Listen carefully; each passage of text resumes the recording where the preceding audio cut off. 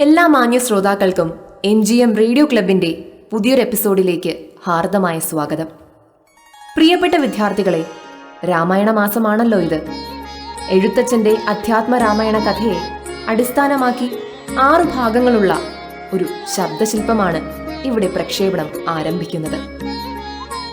രാമായണത്തിലെ സുപ്രധാന വരികൾ, നാടകീയ മുഹൂർത്തങ്ങൾ എന്നിവ ഉൾപ്പെടുത്തി അതിമനോഹരമായതും നാടകീയത മുറ്റുനിൽക്കുന്നതുമായ ശബ്ദശില്പമാണിത്. ഈ പരിപാടിയുടെ സംഗീതം യശശരീരനായ സംഗീതജ്ഞൻ MG രാധാകൃഷ്ണനും രചനയും ആഖ്യാനവും ആകാശവാണിയിലെ പ്രസിദ്ധ നാടക നടൻ P ഗംഗാധരൻ നായരുമാണ് നിർവഹിച്ചിരിക്കുന്നത്. ഈ ശബ്ദശില്പം വിദ്യാഭ്യാസ പരിപാടിയുടെ സംവിധായകനായ A പ്രഭാകരൻ സംവിധാനം ചെയ്തിരിക്കുന്നു.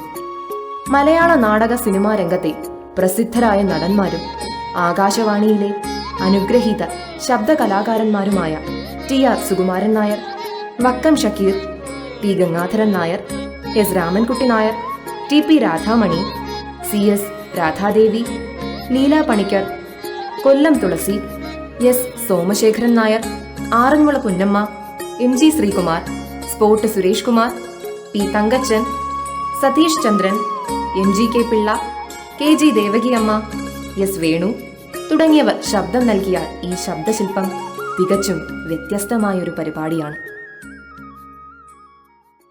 അധ്യാത്മരാമായണത്തിന്റെ അവസാന ഭാഗമായ യുദ്ധകാന്ഡം ആരംഭിക്കുന്നു. ഹനുമാന്റെ വീരപരാക്രമങ്ങളെ ശ്രീരാമചന്ദ്രൻ സന്തോഷത്തോടെ വാഴ്ത്തി പറഞ്ഞത് കേട്ട ശേഷം സുഗ്രീവൻ ഇപ്രകാരം അഭിപ്രായപ്പെട്ടു.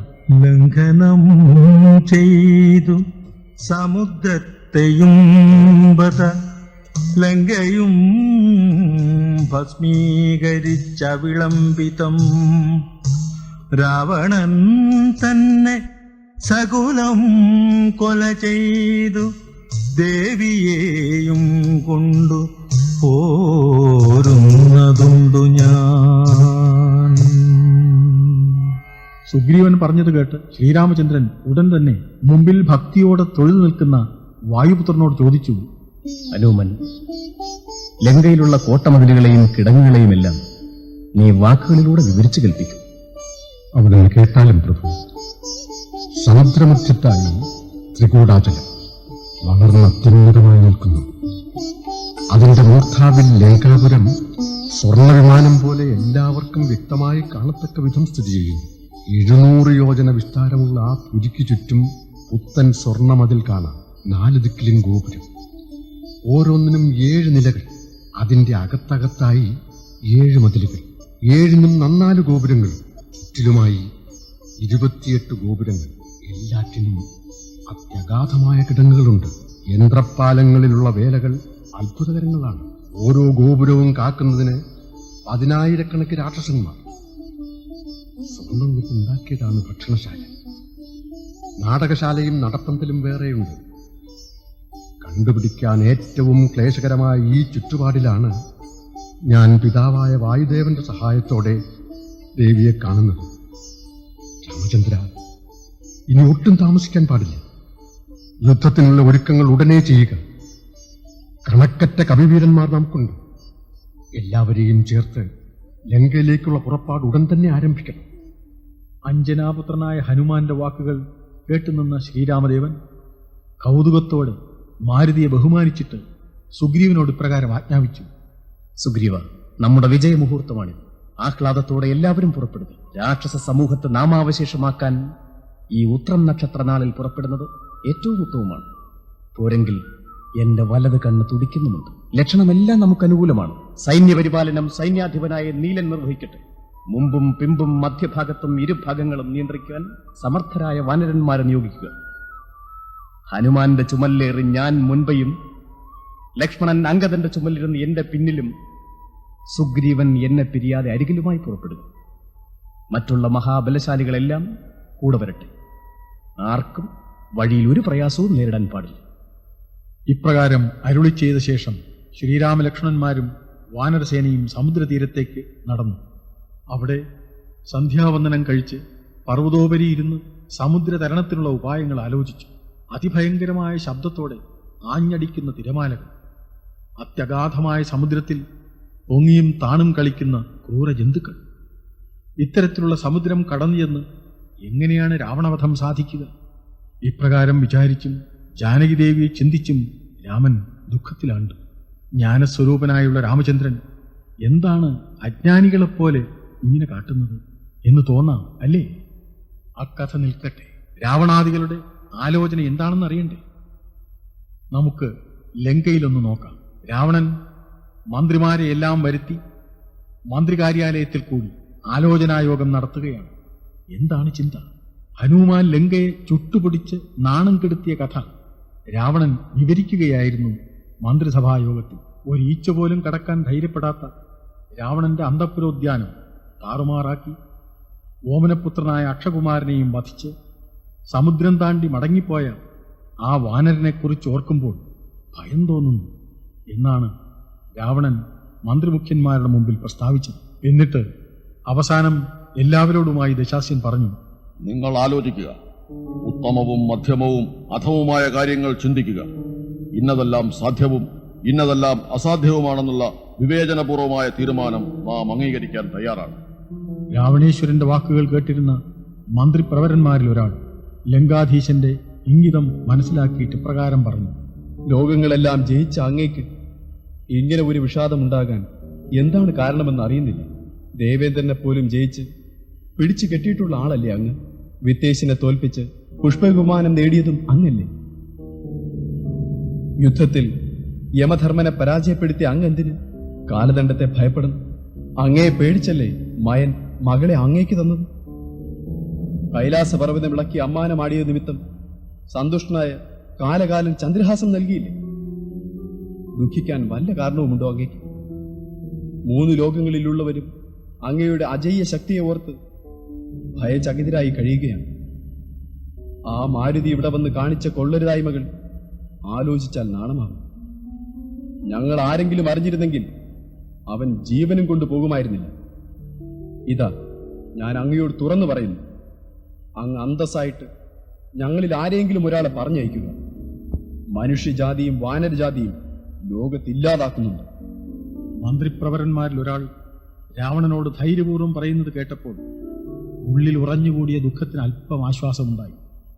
ആ സമയത്ത് ഉറക്കമുണർന്ന കുംഭകർണൻ ജ്യേഷ്ഠനായ രാവണനെ സമീപിച്ച് നമസ്കരിച്ചു. അനുജനെ മാറോടണച്ച് പുണർന്ന് അടുത്തുള്ള പീഠത്തിലിരുത്തി എല്ലാ കഥകളും വിസ്തരിച്ചു പറഞ്ഞു കേൾപ്പിച്ചു. അത് കേട്ട് ഉള്ളിലൂറുവെന്ന ഭയത്തോടെ കുംഭകർണൻ പറഞ്ഞു, ജ്യേഷ്ഠ, അങ്ങ് കാണിച്ചതെല്ലാം അക്ഷന്തവ്യങ്ങളായ തെറ്റുകളാണ്. അത് നാട്ടിലുള്ളവർക്കും കൂടി ആപത്തിന് കാരണമായി. എങ്കിലും ഞാനിതിന് രാമനെയും വാനരസേനയെയും നാമാവിശേഷമാക്കുന്നുണ്ട്. അങ്ങ് ആഗ്രഹിച്ചത് എന്താണെന്ന് വെച്ചാൽ അത് സാധിച്ചുകൊള്ളും. ഇന്ദ്രിയദാഹ ശമനമാണല്ലോ അങ്ങ് അഭിലഷിച്ചത്. പക്ഷെ ഒന്ന് ഞാൻ വ്യക്തമാക്കാം. ഇന്ദ്രിയങ്ങൾക്കു വശനാം പുരുഷനു വന്നിടുമാപത്തു നിർണയമോർത്തു കാൺ. ഇന്ദ്രിയ നിഗ്രഹമുള്ള പുരുഷന് വന്നുകൂടും നിജസൗഖ്യങ്ങളൊക്കവേ. ഇതൊന്നും കേൾക്കാതെ തന്നെ ഇന്ദ്രജിത്ത് മനുഷ്യനായ രാമനെയും വാനര സമൂഹത്തെയും ഒടുക്കി വരുന്നതിന് എനിക്ക് അനുമതി തന്നാലും എന്ന് രാവണനോട് അഭ്യർത്ഥിച്ചു.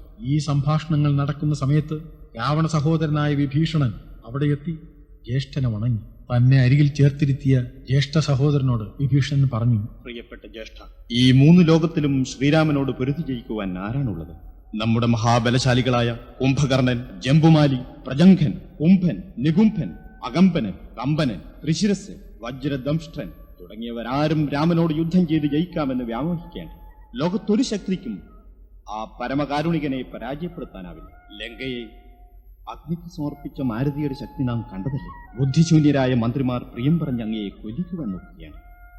പക്ഷേ രാമബാണമേറ്റ് മരിക്കുന്നത് കാണാൻ എനിക്ക് പ്രയാസമുണ്ട്. അതുകൊണ്ട് ഞാൻ പറയുന്നു, മതിയാക്ക്. മിത്രഭാവേന അടുത്തുകൂടുന്ന ശത്രുക്കളാണ് അപകടകാരികളായ ശത്രുക്കൾ. അവരാണ് മരണം ക്ഷണിച്ചു വരുത്തുന്ന ഭയങ്കരന്മാർ. ഇത്തരം കാര്യങ്ങൾ ഇനി ആവർത്തിക്കുകയാണെങ്കിൽ നിന്റെ മരണം നിശ്ചയം. ഓർമ്മയിരിക്കട്ടെ.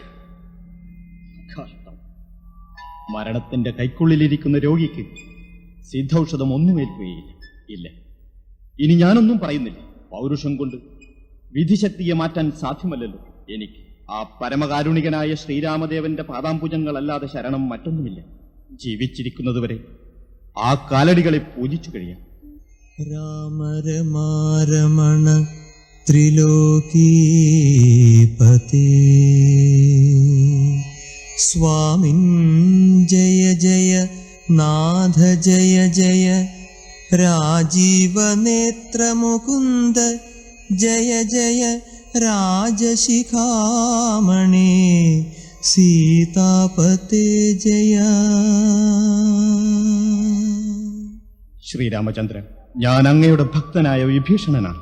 സീതാദേവിയെ കട്ടുകൊണ്ടുവന്നത് തികച്ചും അനുചിതമാണെന്ന് അഭിപ്രായപ്പെട്ടതിന് എന്റെ ജ്യേഷ്ഠനായ രാവണൻ എന്നെ വധിക്കാൻ വാളുമായി ഓടിയെടുത്തപ്പോൾ ഭയന്ന് അങ്ങയെ അഭയം പ്രാപിച്ചതാണ്.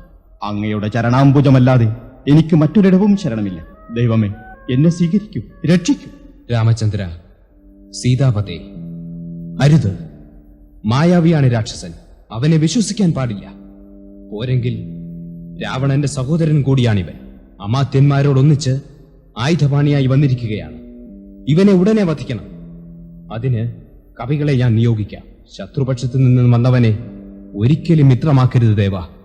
ആ സമയത്ത് ഹനുമാൻ എണീറ്റ് പറഞ്ഞു, ദേവ, വിഭീഷണൻ ഉത്തമനാണ്, വിശ്വാസയോഗ്യനാണ്. ശരണം പ്രാപിച്ചവനെ രക്ഷിക്കണമെന്നാണ് എന്റെ അഭിപ്രായം.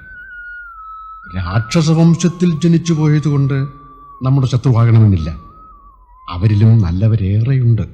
പലരുടെയും അഭിപ്രായങ്ങൾ കേട്ടുകൊണ്ടിരുന്ന ശ്രീരാമദേവൻ എല്ലാം മനസ്സിലൊതുക്കിക്കൊണ്ട് ഇപ്രകാരം അരുളി ചെയ്തു. ഹനുമാൻ പറഞ്ഞതാണ് ഏറ്റവും യുക്തമായ അഭിപ്രായം. സുഗ്രീവ, ജാമ്പവാദികളെ, എല്ലാവരും വരും. രാജാവായാൽ ആശ്രയം തേടുന്നവർ പട്ടികളായാലും ചണ്ടാലന്മാരായാലും രക്ഷിക്കേണ്ടത് അയാളുടെ കടമയാണ്. രക്ഷിക്കാതിരുന്നാൽ ബ്രഹ്മഹത്യയ്ക്ക് തുല്യമാണ്. രക്ഷിക്കുന്നവൻ അശ്വമേധം ചെയ്ത് പുണ്യം നേടുകയും ചെയ്യുന്നു. സുഗ്രീവ, നീ ചെന്നവനെ കൂട്ടിക്കൊണ്ടുവരും. എന്നെ ശരണം പ്രാപിക്കുന്നവർക്ക് ഞാൻ എന്നും അഭയം നൽകും. ശ്രീരാമവചനം കേട്ടുനിന്ന സുഗ്രീവൻ വേഗം പോയി വിഭീഷണനെ ക്ഷണിച്ച് രാമസന്നിധിയിലെത്തിച്ചു. വിഭീഷണൻ ശ്രീരാമചന്ദ്രന്റെ പാദങ്ങളിൽ വീണ് നമസ്കരിച്ചു. വിഭീഷണ, നിന്റെ നിസ്സീമ ഭക്തിയിൽ ഞാൻ സന്തുഷ്ടനായിരിക്കും. നിനക്കിഷ്ടമുള്ള വരം തരാൻ എനിക്ക് സമ്മതമാണ്. ചോദിക്കൂ, ഒട്ടും സംശയിക്കണ്ട. നീ എന്നെ ശരിക്കും കണ്ടെത്തിയിരിക്കുന്നു. രാമചന്ദ്രൻ, ഞാൻ ധന്യനായി, കൃതാർത്ഥനായി. അവിടുത്തെ പാതാരവിന്ദ ദർശനം കൊണ്ട് തന്നെ ഞാൻ സംസാര വിമുക്തനായി കഴിഞ്ഞിരിക്കുന്നു. എനിക്ക് തുല്യനായി ഈ ഭൂമുഖത്തെ ഒരു മഹാഭാഗ്യവാനും ഇല്ലെന്ന് വിശ്വസിക്കുന്നു. അങ്ങയെക്കുറിച്ചുള്ള ജ്ഞാനവും ഭക്തിയും സൂക്ഷ്മധ്യാനവും ഇളക്കമില്ലാത്ത പാദസേവയ്ക്കുള്ള അനുഗ്രഹവും നൽകിയാൽ. വിഭീഷണ, വിഷയവിരക്തരും ശാന്തമതികളും നിസ്സീമ ഭക്തിയുക്തരുമായ ജ്ഞാനികളുടെ മനസ്സിൽ സീതാസമേതനായി ഞാൻ ഉണ്ടായിരിക്കും, എന്നും എപ്പോഴും. അതുകൊണ്ട് നിരന്തരം എന്നെ ധ്യാനിച്ചു കഴിയും. നിനക്ക് മോക്ഷം ലഭിക്കും. ലക്ഷ്മണ, എന്നെ വിനയപൂർവ്വം ദർശിച്ചതിന്റെ ഫലം വിഭീഷണന് ഇന്ന് തന്നെ ഉണ്ടാവണം. അതിന് നീ വിഭീഷണനെ ലങ്കാപതിയായി അഭിഷേകം ചെയ്യും. എല്ലാ കവിശ്രേഷ്ഠന്മാരെയും ക്ഷണിച്ചുകൊള്ളും. സമുദ്രജലവും കൊണ്ടുവരണം. സൂര്യചന്ദ്രന്മാരും രാമകഥയും ഭൂമിയിലുള്ള കാലത്തോളം എന്റെ അനുജ്ഞയോടെ വിഭീഷണൻ ലങ്കാരാജ്യം ഭരിക്കട്ടെ. ശ്രീരാമദേവന്റെ ആജ്ഞ ശിരസാവഹിച്ച ലക്ഷ്മണകുമാരൻ സകല വാദ്യഘോഷങ്ങളോടെ വിഭീഷണന്റെ അഭിഷേകം നടത്തി. സജ്ജനങ്ങൾ അഭിനന്ദന ശബ്ദം മുഴക്കി. ദേവന്മാർ പുഷ്പവൃഷ്ടി ചെയ്തു. ആ സമയത്ത് സുഗ്രീവൻ വിഭീഷണനെ ആലിംഗനം ചെയ്തുകൊണ്ട് പറഞ്ഞു, 7 ലോകങ്ങൾക്കും നാഥനായ രാമചന്ദ്രന്റെ കിങ്കരന്മാരിൽ മുഖ്യനാണ് അങ്ങ്. രാവണ നിഗ്രഹത്തിന് വേണ്ടിയുള്ള എല്ലാ സഹായങ്ങളും വേണ്ടുവോളം ചെയ്തു തരേണ്ടത് ഇനി അങ്ങാണ്. കവിശ്രേഷ്ഠ, അഖിലേശ്വരനായ രാമചന്ദ്രനെ എന്ത് സഹായമാണ് ഞാൻ ചെയ്തു തരേണ്ടത്? നിഗൂഢഭാവം പൂണ്ടു നിൽക്കുന്ന പരമാത്മാവാണ് രാമൻ. ബ്രഹ്മാണ്ടം മുഴുവൻ വ്യാപിച്ചു നിൽക്കുന്ന സ്വാമിക്ക് ആശ്രയമാര്? മായാബലം കൊണ്ടും സത്വരജസ്തമോ ഗുണങ്ങളാലും സാധാരണ മനുഷ്യനായി നമുക്കെല്ലാം തോന്നുന്നതാണ്. നാമെല്ലാം അദ്ദേഹത്തിന്റെ അംശമാണെന്ന ഭാവത്തിൽ രണ്ടല്ലെന്ന് കരുതി സേവിച്ചാൽ മാത്രം മതി.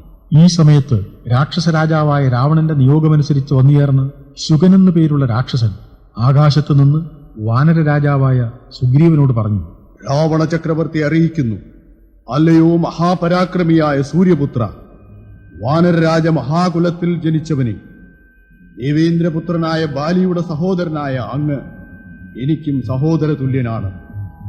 നമുക്ക് തമ്മിൽ യാതൊരു വിരോധവുമില്ല. ഞാൻ സീതയെ മോഷ്ടിച്ചുകൊണ്ടു പോന്നെങ്കിൽ നിനക്കെന്ത് നഷ്ടം? ദേവാദികൾക്ക് പോലും അപ്രാപ്യമാണ് ലങ്കാപുരി. പിന്നെ മനുഷ്യരെക്കുറിച്ച് എന്തു പറയാനാണ്? ദുർബലരായ വാനരസേനയുമായി അവിടെ വന്ന് എന്ത് കാട്ടാനാണ്? ആ വ്യാമോഹം കളഞ്ഞ് കിഷ്കിന്ധയ്ക്ക് മടങ്ങിപ്പോയിക്കൊള്ളൂ എന്ന്. ഇത്രയും കേൾക്കാത്ത താമസം ഒരൊറ്റ ചാട്ടത്തിൽ സുഗ്രീവൻ ശുകനെ പിടിച്ച് ഇടിക്കാനും തൊഴിക്കാനും തുടങ്ങി. മഹാബലവാനായ ശുകന്റെ എല്ല് നുറുങ്ങി ഇടിച്ചു. അവശനായ ശുകൻ കരഞ്ഞു വിളിക്കാൻ തുടങ്ങി. ശുകന്റെ നിലവിളി കേട്ട് രാമദേവൻ പെട്ടെന്ന് ചെന്ന് സുഗ്രീവനെയും മറ്റു വാനരന്മാരെയും വിലക്കി. ശുകൻ രക്ഷപ്പെട്ട് മുകളിലേക്ക് ഉയർന്നു. ആ സമയത്ത് രാവണനോട് പറയേണ്ടത് എന്താണെന്ന് വെച്ചാൽ അത് സുഗ്രീവ, നീ തന്നെ ശുകനോട് പറഞ്ഞയച്ചുകൊള്ളൂ എന്ന് രാമചന്ദ്രൻ കൽപ്പിച്ചു. അത് കേട്ട് ദൂതനായ ശുകനോട് സുഗ്രീവൻ പറഞ്ഞു, എടോ ശുകൻ, നീ ചെന്ന് രാവണനോട് പറയണം, സീതാദേവിയെ കട്ടുകൊണ്ടുപോയ കള്ളനെ ബാലി എന്ന പോലെ പുത്രന്മാരോടും സൈന്യത്തോടുമൊപ്പം കൊന്ന് സീതാദേവിയെ കിഷ്കിന്ധയ്ക്ക് കൊണ്ടുപോകണമെന്ന്. പോകാൻ.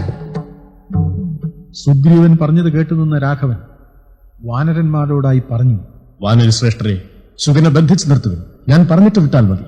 അങ്ങനെ കവികുല പരാക്രമം നേരിൽ കണ്ട് മനസ്സിലാക്കാൻ ശുകനെ അവിടെ നിർത്തി.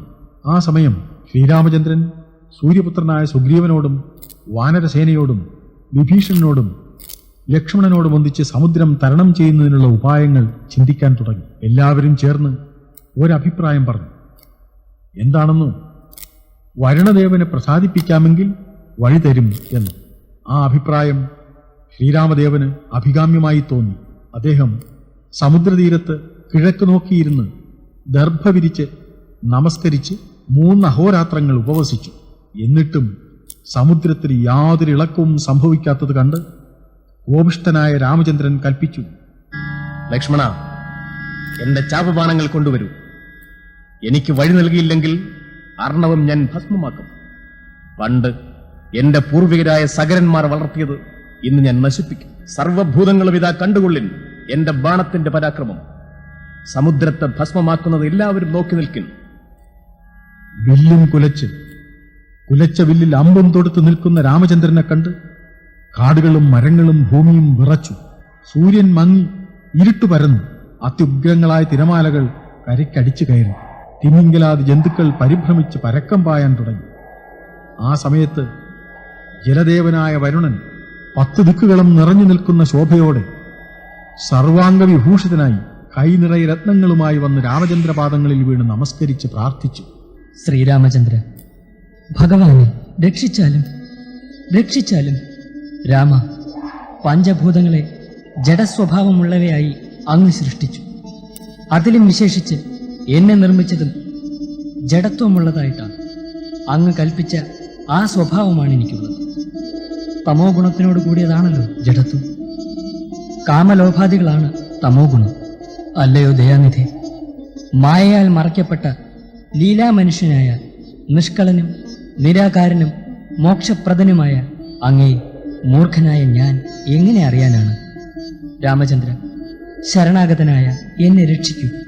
അങ്ങേക്ക് ലങ്കയിലേക്ക് പോകാൻ ഞാൻ വഴിതരാം ദേവ.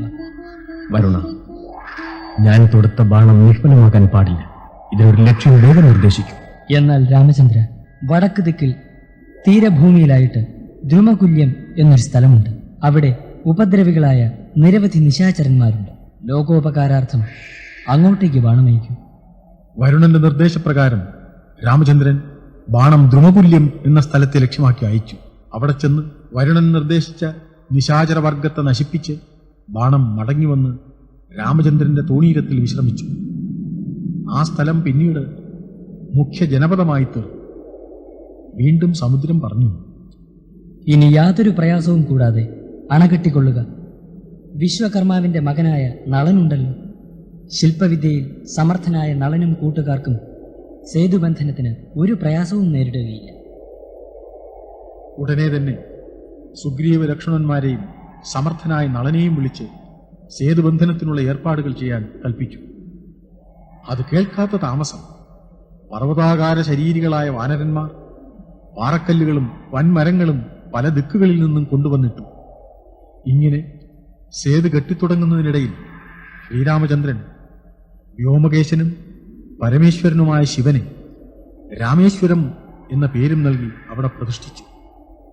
എന്നിട്ട് ഭക്തിപൂർവ്വം പൂജിച്ച് വന്നിച്ചിട്ട് ഇപ്രകാരം അരുളി ചെയ്തു: ഏതൊരു മനുഷ്യൻ ഇവിടെ വന്ന് ഭക്തിപൂർവ്വം സേതുബന്ധനം കണ്ട് രാമേശ്വരനെ ഭജിക്കുന്നുവോ അപ്പോൾ അവന് ബ്രഹ്മഹത്യാദി പാപങ്ങളിൽ നിന്നും മുക്തി ലഭിക്കുന്നതാണ്. സേതുബന്ധത്തിൽ സ്നാനം ചെയ്ത് രാമേശ്വരനെ വണങ്ങി കാശിയിൽ ചെന്ന് ഗംഗയിൽ കുളിച്ച് ഗംഗാജലം കൊണ്ടുവന്ന് പരമേശ്വരൻ അഭിഷേകം കഴിച്ച് സമുദ്രത്തിൽ മുങ്ങി പാപഭാരം കളയുന്നവന് എന്നിൽ ലയിക്കാൻ കഴിയും. ശ്രീരാമചന്ദ്രൻ പറഞ്ഞ വാക്കുകൾ കേട്ട് എല്ലാവരും തൊഴുത് പൂജ നടത്തി. പിന്നീട് ശില്പവിദഗ്ധനായ നളനെ മുന്നിൽ നിർത്തി സേതുബന്ധനം ആരംഭിച്ചു. വമ്പിച്ച പാറകളും വൃക്ഷസമൂഹവും കൊണ്ട് അന്നൊരു ദിവസം 14 യോജന ദൂരം സമുദ്രത്തിൽ അണ കെട്ടിക്കഴിഞ്ഞു. അടുത്ത ദിവസം 20 യോജന ദൂരവും, 3-ാം ദിവസം 21 യോജന ദൂരവും, 4-ാം ദിവസം 22 യോജനയും, 5-ാം ദിവസം 23 യോജന ദൂരവും സേതു പണിതു. അങ്ങനെ 5 ദിവസം കൊണ്ട് 100 യോജന ദൂരത്തിൽ സേതു പണിത് ഉയർത്തിക്കഴിഞ്ഞു. എന്നിട്ട് സന്തുഷ്ടരായ വാനരവീരന്മാർ അവർ തീർത്ത അണക്കെട്ടിന്റെ മുകളിലൂടെ ലങ്കയിലേക്ക് നടന്നു തുടങ്ങി. ഹനുമാന്റെ തോളിൽ കയറി ശ്രീരാമചന്ദ്രനും അംഗദന്റെ തോളിലിരുന്ന് ലക്ഷ്മണനും യാത്ര തിരിച്ചു. അങ്ങനെ അവരെല്ലാവരും സുബേല പർവ്വതത്തിന്റെ മുകളിൽ ചെന്ന് ചേർന്നു. ലങ്കാപുരി ആകെ വന്ന് നോക്കിക്കാണാനുള്ള ആശ കൊണ്ട് രാമചന്ദ്രൻ സുബേല പർവ്വതത്തിന്റെ ഏറ്റവും പൊക്കം കൂടിയ ഭാഗത്ത് ചെന്നു. അവിടെ നിന്ന് ലങ്കാപുരിയെ ഒന്ന് വീക്ഷിച്ചു. ഇന്ദ്രലോകത്തിനു തുല്യമായ ലങ്കാപുരി കണ്ട് രാമൻ അത്ഭുതപ്പെട്ടു. അഭേദ്യങ്ങളും അലംഘ്യങ്ങളുമായ സംവിധാനങ്ങളെക്കൊണ്ട് സംരക്ഷിച്ചു നിർത്തിയിട്ടുള്ള ലങ്കാപുരി, ഉത്തുംഗ മാളികയുടെ മുകളിൽ അതിവിശാലമായ സ്ഥലത്ത് ഇന്ദ്രന്റെ പ്രൗഢിയോടെ രത്നസിംഹാസനത്തിൽ രത്നങ്ങൾ പതിച്ച തണ്ടുള്ള കുടയുടെ കീഴിൽ മന്ത്രിമാരാൽ സേവിതനായി പരമസുന്ദരികളായ തരുണീമണികളാൽ ആലവട്ടവും വെഞ്ചാമരവും വീശിക്കുന്നവനായി 10 തലകളിലും തിളങ്ങുന്ന ദിവ്യങ്ങളായ കിരീടങ്ങളോടെ ഒരു നീലപർവ്വതം പോലിരിക്കുന്ന രാവണനെ രാമൻ കണ്ടു. പുഞ്ചിരി തൂകിക്കൊണ്ട് ഭഗവാൻ വാനരവൃന്ദത്തോട് പറഞ്ഞു: വാനരശ്രേഷ്ഠരെ, നേരത്തെ പിടിച്ചുകെട്ടിയിരുന്ന ശുകാസുരനെ വേഗം അഴിച്ചുവിടും. ദശാസ്യനോട് എല്ലാ വൃത്താന്തവും പോയി അറിയിക്കട്ടെ. ശ്രീരാമവചനം ശ്രവിച്ച ശുകാസുരൻ ഭക്തിപൂർവ്വം അദ്ദേഹത്തെ നമസ്കരിച്ചു. അങ്ങനെ മോചിതനായ ശുകൻ നേരെ രാവണസന്നിധിയിലേക്ക് ഓടിച്ചെന്നു. രാവണ ചക്രവർത്തി ശുകനോട് ചോദിച്ചു: എന്തടാ നീ ഇത്ര വൈകിയത്? നിന്നെ പിടിച്ചുകെട്ടി അവമാനിച്ചു എങ്കിൽ തുറന്നു പറയൂ, നിനക്ക് ഈ ക്ഷീണം എങ്ങനെ സംഭവിച്ചു? മഹാപ്രഭു, അങ്ങ് പറഞ്ഞതുപോലെ എല്ലാം വിശദമായി ഞാൻ അവിടെ ചെന്ന് പറഞ്ഞു കേൾപ്പിച്ചു. ഉടനെ വാനരന്മാർ എന്നെ കൊല്ലാൻ അടുത്തുകൂടി. ഞാൻ ശ്രീരാമചന്ദ്രനെ വിളിച്ച് കരഞ്ഞു. അത് കേട്ട് അദ്ദേഹം എന്നെ ഉപദ്രവിക്കരുതെന്ന് വാനരന്മാരോട് കൽപ്പിച്ചു. അങ്ങനെ ഞാൻ രക്ഷപ്പെട്ടു. വാനരസേനയെ മുഴുവൻ കാണുകയും ചെയ്തു. എന്നിട്ട് രാമചന്ദ്രൻ അങ്ങയെ ധരിപ്പിക്കാൻ ചിലത് പറഞ്ഞയക്കുകയും ചെയ്തു. അത് കേട്ടാലും ഒന്നുകിൽ സീതയെ നൽകുക, അല്ലെങ്കിൽ യുദ്ധത്തിന് ഒരുങ്ങിക്കൊള്ളുക. എന്ത് ശക്തിയുണ്ടെന്ന് കരുതിയാണ് നീ സീതയെ കട്ടുകൊണ്ടുപോയത്? ലങ്കയെയും നിശാചരവർഗത്തെയും നിമിഷം കൊണ്ട് തകർത്ത് പൊടിക്കുന്നുണ്ട്. എന്നാൽ പൊയ്ക്കൊള്ളു എന്ന് പറഞ്ഞിട്ട് അങ്ങയുടെ സഹോദരനായ വിഭീഷണനോടും സുഗ്രീവ ലക്ഷ്മണാദികളോടും കൂടി അങ്ങയെ നിഗ്രഹിക്കാൻ ഒരുങ്ങിയിരിക്കുകയാണ്. രാവണ മഹാരാജാവേ, പർവ്വതശരീരന്മാരായ 67 കോടി വാനരസേനയാണ് രാമചന്ദ്രനുള്ളത്. പിന്നെ സേനാനായകന്മാരും അത്ഭുത പരാക്രമികളായ നീലൻ, അംഗദൻ, ഹനുമാൻ, ശ്വേതൻ, രംഭൻ, ശരഭൻ, വിവിധൻ, നളൻ തുടങ്ങിയവരാണ്. മഹാപ്രഭു, അവരാരും സാധാരണക്കാരല്ല, ദേവാംശ സംഭവന്മാരാണ് എല്ലാവരും. ലോകമാതാവും പിതാവുമാണ് സീതാദേവിയും രാമചന്ദ്രനും. പഞ്ചഭൂതാത്മകമായ ഈ ശരീരം തന്നെ എത്ര വേഗം നശിക്കുന്നതാണെന്ന് ഓർത്തു നോക്കൂ. അതെ, നിർത്തോ നിന്റെ ആചാര്യപ്രസംഗം. മുമ്പ് നീ ചെയ്ത ഉപകാരങ്ങളെ വിചാരിച്ച് ഞാൻ കൊല്ലാതെ വിടും. ഓ എന്റെ മുമ്പിൽ നിന്ന്. നിന്റെ ഈ വാക്കുകൾ കേൾക്കാനുള്ള ക്ഷമ എനിക്കില്ല. ഇനി കാൽക്ഷണം പോലും ഇവിടെ നിൽക്കരുത്. ഒത്തോളൂ. പേടിച്ചു വിറച്ച ശുഗൻ തന്റെ മന്ദിരത്തിലേക്ക് തിരിച്ചു. ഇത്തരത്തിൽ തത്വോപദേശം നൽകാൻ കഴിവുള്ള ശുഗൻ ആരാണെന്ന് അറിയേണ്ടതല്ലേ? ശുഗന്റെ പൂർവ്വകഥയിലേക്ക് നമുക്കൊന്ന് കണ്ണോടിക്കാം. പണ്ട് ബ്രാഹ്മണ ശ്രേഷ്ഠനായ ശുഗൻ വാനപ്രസ്ഥം സ്വീകരിച്ച് കാട്ടിൽ പോയി ബ്രാഹ്മണ്യം പരിപാലിച്ച് ജ്ഞാനികളിൽ പ്രധാനിത്വം കൈക്കൊണ്ട് ദേവശത്രുക്കളായ രാക്ഷസന്മാരുടെ വിനാശത്തിനായി യാഗാദികർമ്മങ്ങൾ ചെയ്ത് കഴിഞ്ഞുകൂടുകയായിരുന്നു. അന്നൊരിക്കൽ രാക്ഷസവംശത്തിലെ പ്രമാണിയും മഹാദുഷ്ടനുമായ വജ്രദംഷ്ട്രൻ ശുഗന് പകരം വീട്ടാൻ വഴിപാർത്ത് കഴിയുമ്പോൾ പെട്ടെന്ന് അഗസ്ത്യ മഹർഷി ശുഗന്റെ ആശ്രമത്തിൽ കയറിച്ചെന്നു. പൂജനീയനായ അഗസ്ത്യ മഹാമുനിയെ വിനീതനായി ഭക്ഷണം കഴിക്കാൻ ക്ഷണിച്ചു ശുഗൻ. കുളി കഴിഞ്ഞാവാം ഭക്ഷണം എന്ന് കരുതി അഗസ്ത്യമുനി കുളിക്കാനായി പോയ തക്കം നോക്കി വജ്രദംഷ്ട്രാസുരൻ പെട്ടെന്ന് അഗസ്ത്യരൂപം ധരിച്ച് പുഞ്ചിരിച്ചുകൊണ്ട് കയറിച്ചെന്ന് ശുഗനോട് പറഞ്ഞു. ശുഗൻ, മാംസക്കറി കൂട്ടി ആഹാരം കഴിക്കണമെന്ന മോഹം തുടങ്ങിയിട്ട് കുറേ നാളുകളായി. ഇന്ന് നമുക്ക് നിറയെ ഊണ് കഴിക്കണം. ആട്ടിറച്ചി കിട്ടുമെങ്കിൽ ആയിക്കൊള്ളട്ടെ. ഈ അഭിപ്രായം ശുഗൻ തന്റെ പത്നിയെ ധരിപ്പിച്ചു. അവളും സന്തോഷത്തോടെ സമ്മതിച്ചു. കാരണം എന്താണെന്നോ, അസുരൻ മായ കൊണ്ട് പെട്ടെന്ന് ശുഗന്റെ ഭാര്യയിലും പ്രവേശിച്ചു കഴിഞ്ഞിരുന്നു. ചുരുക്കത്തിൽ അഗസ്ത്യ മഹർഷിക്ക് മനുഷ്യമാംസം വിളമ്പിയിട്ട് മായാവിയായ വജ്രദംഷ്ട്രൻ മറഞ്ഞു. മനുഷ്യമാംസം വിളമ്പിയിരിക്കുന്നത് കണ്ട് കുപിതനായ അഗസ്ത്യൻ ശുഗനെ ശപിച്ചു. ശാപവാക്യം കേട്ട് ശുഗൻ വേദനയോടെ പറഞ്ഞു, സ്വാമിൻ മാംസക്കറിയോടുകൂടിയുള്ള ഭോജനം വേണമെന്ന് അവിടുന്നല്ലേ ആവശ്യപ്പെട്ടത്? അതിന് കോപിച്ചെന്നെ ശപിച്ചതെന്തിനാണ്? എന്റെ ദുഷ്കർമ്മ ഫലം കൊണ്ടാവാം. എന്താണ് നീ പറഞ്ഞത്? കൊള്ളാമല്ലോ, രസമുണ്ടല്ലോ കേൾക്കാൻ. പറയൂ, എല്ലാം തെളിച്ചു പറയൂ. ശുഗൻ നടന്ന സംഭവമെല്ലാം അഗസ്ത്യമുനിയെ വിവരിച്ചു പറഞ്ഞു കേൾപ്പിച്ചു.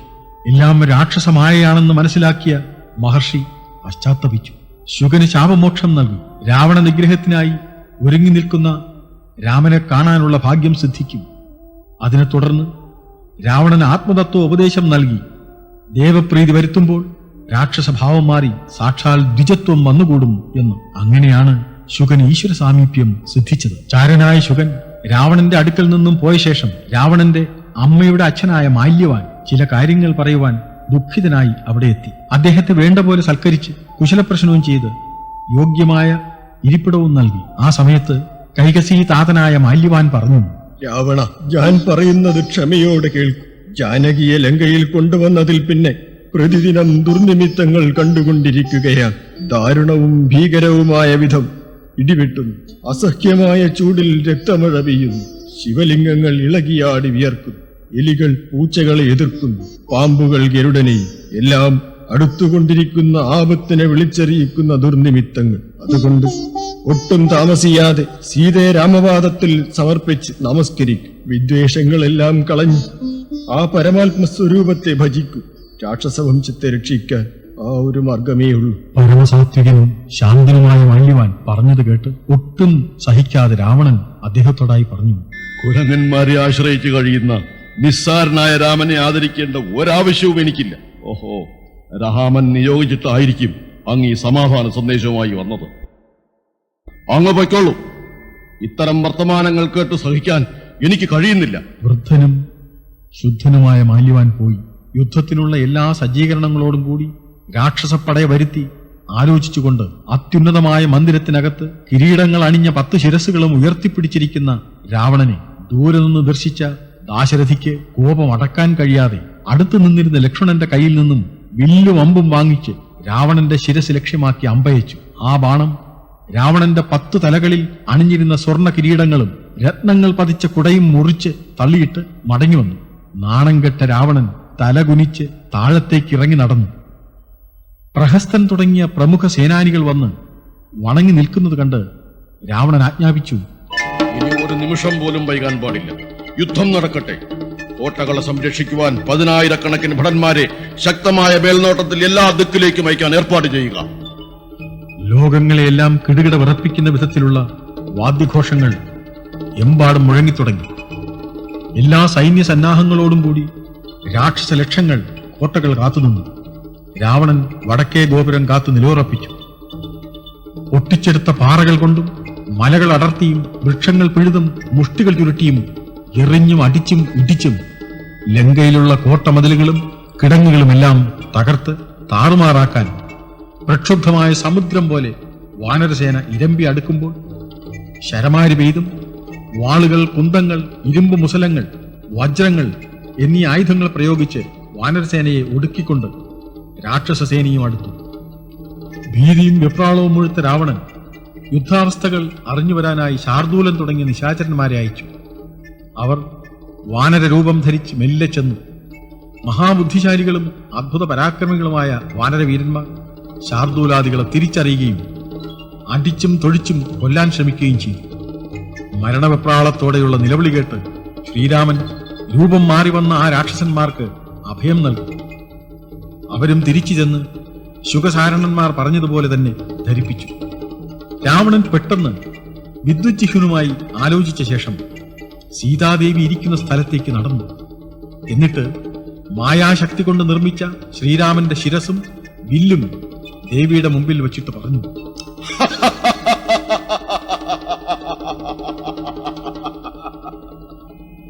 നോക്ക്, ഇത് കാണുന്നുണ്ടോ? നിന്റെ രാമന്റെ ശിരസും ചാപവുമാണ്. ഘോരയുദ്ധത്തിൽ നിന്റെ ഭർത്താവിനെ വധിച്ച് ശിരസ് ഞാൻ വെട്ടിക്കൊണ്ടുവന്നു.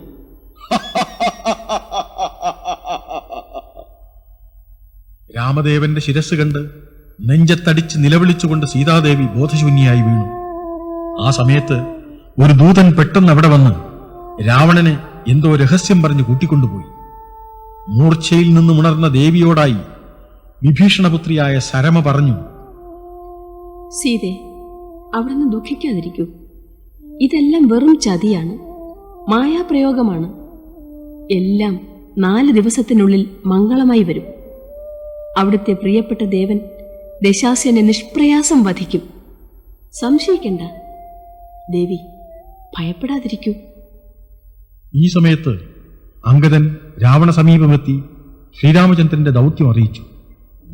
അതിൽ വിസമ്മതം പ്രകടിപ്പിച്ച രാവണനെ അധിക്ഷേപിക്കുകയും അംഗദനെ ആക്രമിച്ച് കൊല്ലാനടുത്ത രാക്ഷസസേനയെ ഒന്നൊന്നായി കാലിപ്പിടിച്ച് തൂക്കി ചുഴറ്റിയെറിഞ്ഞ് കൊല്ലുകയും രാവണൻ നിന്നിരുന്ന മാളിക തകർത്ത് പിടിക്കുകയും ചെയ്ത ശേഷം രാമസന്നിധിയിലെത്തി നടന്നതെല്ലാം ധരിപ്പിച്ചു.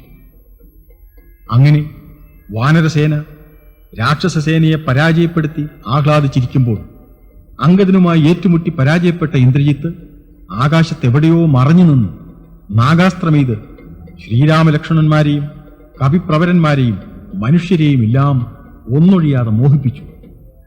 അത് കണ്ട് രാക്ഷസന്മാർ ജയിച്ചു എന്ന് പെരുമ്പറ കൊട്ടി ആഘോഷിക്കാൻ തുടങ്ങി.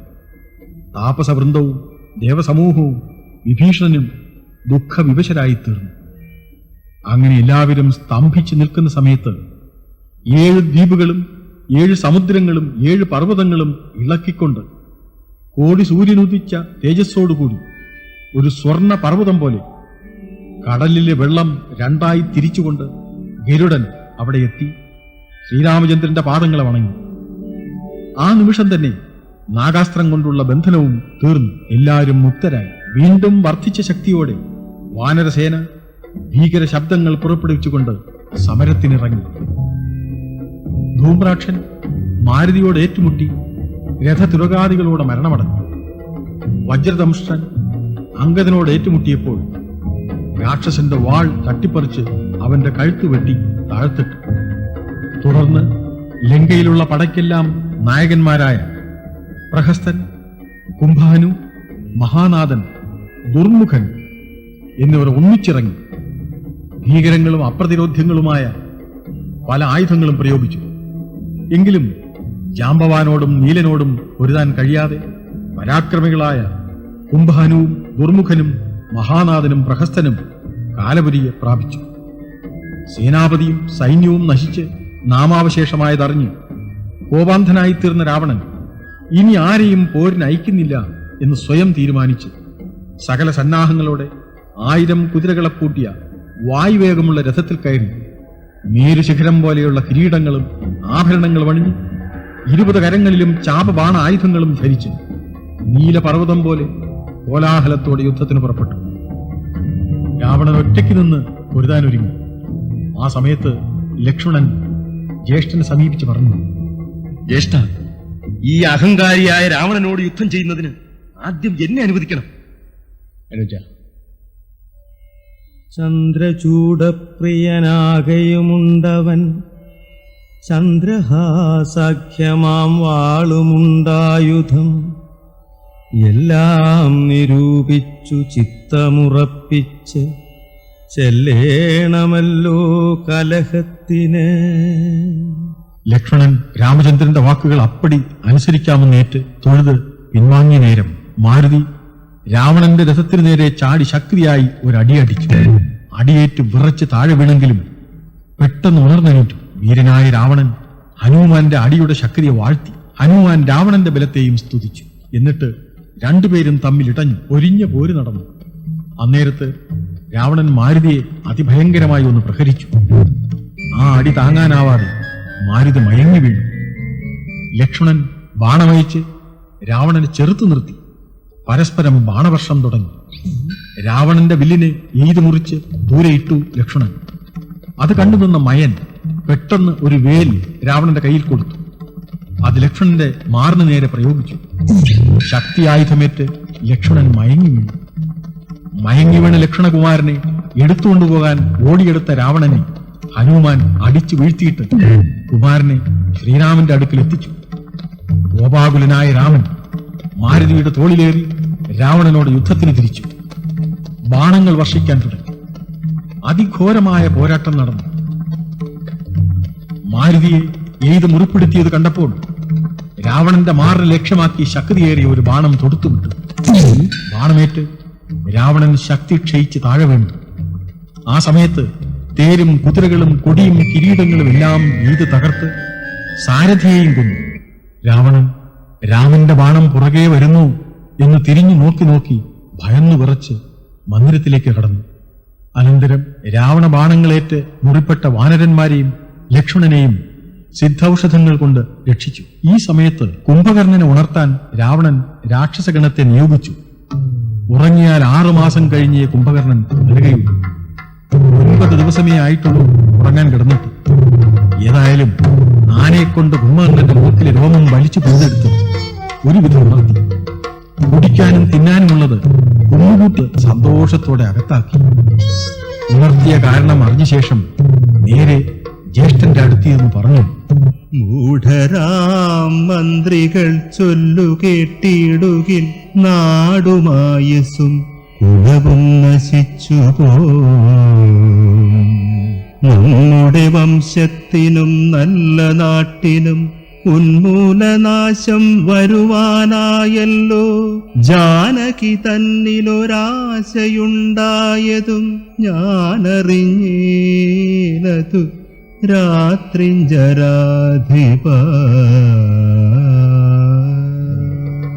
ജ്ഞാനോപദേശം ചെയ്യാനല്ല നിന്നെ വിളിച്ചു നിർത്തിയത്. നീ മഹാബുദ്ധിമാൻ തന്നെ. പോയി കിടന്നുറങ്ങിക്കോ. പോ. അതല്ല, നിന്നെക്കൊണ്ട് കഴിയുമെങ്കിൽ ആ രാമനെയും വാനരസേനയെയും ഉടനെ പോയി നശിപ്പിക്കും. കുംഭകർണൻ യുദ്ധക്കളത്തിലെത്തി. ജ്യേഷ്ഠന്റെ വരവ് കണ്ട് വിഭീഷണൻ ഓടി അടുത്തിയെന്ന് നമസ്കരിച്ച് പറഞ്ഞു. ജ്യേഷ്ഠ, ഞാൻ വിഭീഷണനാണ്. നല്ലത് പറഞ്ഞതിന് എന്നെ കൊല്ലാൻ വന്നപ്പോൾ ഞാൻ നമ്മുടെ മൂത്ത ജ്യേഷ്ഠനെ വിട്ട് ശ്രീരാമദേവനെ അഭയം തേടിയതാണ്. നീ ധന്യനാണ് വിഭീഷണ. ശ്രീരാമപാദാംബുജം സേവിച്ച് നീ കഴിയുക. നമ്മുടെ വംശത്തെ രക്ഷിക്കുന്നതിന് നിനക്ക് മാത്രമേ കഴിയൂ. പോകൂ, നീ പോയി ശ്രീരാമചന്ദ്രനെ ഭക്തിപൂർവം പൂജിച്ചു കഴിയും. വിഭീഷണൻ അവിടെ നിന്ന് മാറിയപ്പോൾ ആകാശം മുട്ടുന്ന ശരീരത്തോടു കൂടിയ കുംഭകർണൻ വാനരവർഗത്തെ ആയിരക്കണക്കിന് കൊല്ലാൻ തുടങ്ങി. ഭയന്ന് ആരും അടുക്കാതെയായി. ഒടുവിൽ വാനരന്മാരെ വാരി വിഴുങ്ങാൻ തുടങ്ങിയ കുംഭകർണനെ രാമൻ അസ്ത്രങ്ങൾ അയച്ച് അവയവങ്ങൾ വേറെ വേറെയാക്കി മുറിച്ചെറിഞ്ഞു. അടങ്ങാത്ത യുദ്ധാവേശം കാട്ടി നിൽക്കുന്ന കുംഭകർണന്റെ നേരെ ഒരു ബാണമഴിച്ച് ശിരസ് മുറിച്ച് പ്രധാന ഗോപുരവാതുക്കലും ശരീരം സമുദ്രത്തിലും തള്ളി. ദേവന്മാർ പുഷ്പാർച്ചന നടത്തി രാമനെ സ്തുതിച്ചു. കുംഭകർണന്റെ മരണവാർത്തയറിഞ്ഞ് രാവണൻ നടുങ്ങിപ്പോയി. ആ നടുക്കത്തോടെ ബോധശൂന്യനായി നിലത്തു വീണു. ദുഃഖത്തിലാണ്ടു നിൽക്കുന്ന ദശാനനനെ ത്രിശിരസ്, അതികായൻ, ദേവാന്തകൻ, നരാന്തകൻ, മഹോദരൻ, മഹാപാർശ്വൻ, മത്തൻ, ഉന്മത്തൻ എന്നീ 8 രാക്ഷസ വീരന്മാരും ഒരുമിച്ച് ചെന്ന് നമസ്കരിച്ച് പറഞ്ഞു. ഞങ്ങളുണ്ട് യുദ്ധത്തിന് പോകാൻ. അങ്ങ് ശത്രുഭയം തീണ്ടാതെ സ്വസ്ഥനായിരുന്നാൽ എന്ന് രാവണൻ സമ്മതിച്ചു. 8 പേരും യുദ്ധത്തിന് പുറപ്പെട്ടു. ബലശാലിയായ അതികായനെ വധിക്കാൻ വളരെ പാടുപെടേണ്ടി വന്നെങ്കിലും വായുദേവന്റെ ഉപദേശപ്രകാരം ബ്രഹ്മാസ്ത്രം പ്രയോഗിച്ച് ലക്ഷ്മണൻ അതികായനെ വധിച്ചു. അതികായൻ വധിക്കപ്പെട്ടതറിഞ്ഞ രാവണൻ വിലപിച്ചു. അച്ഛന്റെ കരച്ചിൽ കേട്ട് ഇന്ദ്രജിത്ത് അടുത്തു എന്ന് പറഞ്ഞു, അച്ഛാ, ഞാൻ ജീവിച്ചിരിക്കുന്നതുവരെ അച്ഛൻ ദുഃഖിക്കേണ്ട കാര്യമില്ല. എന്നെ യുദ്ധത്തിന് അനുഗ്രഹിച്ചയക്കൂ. പോയി ജയിച്ചു വാ മകനെ. അച്ഛന്റെ അനുഗ്രഹവും വാങ്ങി ശിവനെ പ്രസാദിപ്പിക്കുവാൻ നികുംബിലയിൽ പ്രവേശിച്ചു. അഗ്നിദേവനെ പ്രസാദിപ്പിക്കാൻ ഹോമം ആരംഭിച്ചു. അഗ്നിയുടെ അനുഗ്രഹത്താൽ ശസ്ത്രാസ്ത്ര ചാപജാലങ്ങളും അന്തർധാന വിദ്യയും ലഭിച്ചു. എന്നിട്ട് പോർക്കളത്തിലിറങ്ങി. വർഷപാതം പോലെ ശരമാരി ചുരിയാൻ തുടങ്ങി. വാനരസേന എത്ര ശക്തിയായി എതിർത്തു നിന്നിട്ടും അടുക്കാനാവാത്ത വിധത്തിൽ ഇടതടവില്ലാതെ ചീറിയടുക്കുന്ന ബാണങ്ങളെ തടുക്കുവാൻ കഴിയാതെ അവസാനം ശ്രീരാമനും ലക്ഷ്മണനും മോഹാലസ്യപ്പെട്ട് വീണുപോയി. മേഘനാഥൻ ജയശംഖുലി മുഴക്കി. മരിച്ചും മോഹാലസ്യപ്പെട്ടും കിടക്കുന്ന വാനരസേനയിൽ ബോധം വീണ്ടു കിട്ടിയ ആരെങ്കിലും ഉണ്ടോ എന്നറിയാൻ വിഭീഷണൻ തപ്പിത്തടഞ്ഞ് നടക്കുമ്പോൾ ഹനുമാനും അതേ ലക്ഷ്യത്തോടെ നടന്നു വരുന്നത് കണ്ടു. 2 പേരും വീണ്ടും നടന്നപ്പോൾ രക്തം പ്രവഹിച്ച് കണ്ണു തുറക്കാൻ വയ്യാതിരിക്കുന്ന ജാമ്പവാനെ കാണാനിടയായി. ശബ്ദം കേട്ട് ഹനുമാനുണ്ടെന്നറിഞ്ഞ ജാമ്പവാൻ ഇങ്ങനെ പറഞ്ഞു തുടങ്ങി: എങ്കിലോ കേൾക്ക നീ, മാരുതിയുണ്ടെങ്കിൽ സങ്കടമില്ല മറ്റാർക്കും അറിഞ്ഞാലും. പോകവേണം നീ ഹിമവാനയും കടന്നാകുലമറ്റു കൈലാസശൈലത്തോളം. കൈലാസ സന്നിധിയെങ്കിൽ ഋഷഭാദ്രിമേലുണ്ട് ദിവ്യൌഷധങ്ങളറിക നീ. ഹനുമാൻ ദിവ്യ ഔഷധങ്ങൾ കൊണ്ടുവരാനായി ഹിമാലയത്തിലേക്ക് കുതിച്ചു. ചാരന്മാരിൽ നിന്നും ഈ വിവരമറിഞ്ഞ രാവണൻ ചിന്താധീനനായി കാലനേമിയുടെ ഗൃഹത്തിലേക്ക് ഒറ്റയ്ക്ക് പുറപ്പെട്ടു. സൂര്യോദയത്തിനു മുമ്പ് അവിടെ ചെന്ന് കാലനേമിയോട് പറഞ്ഞു: കാലനേമി, രാമലക്ഷ്മണന്മാരെയും വാനരന്മാരെയും ഇന്ദ്രജിത്ത് ബാണങ്ങൾക്കിരയാക്കി വിജയഭേരയും മുഴക്കി. അപ്പോഴാണ് അറിയുന്നത് മാരുതി മൃതസഞ്ജീവനിക്കായി പോയിരിക്കുകയാണെന്ന്.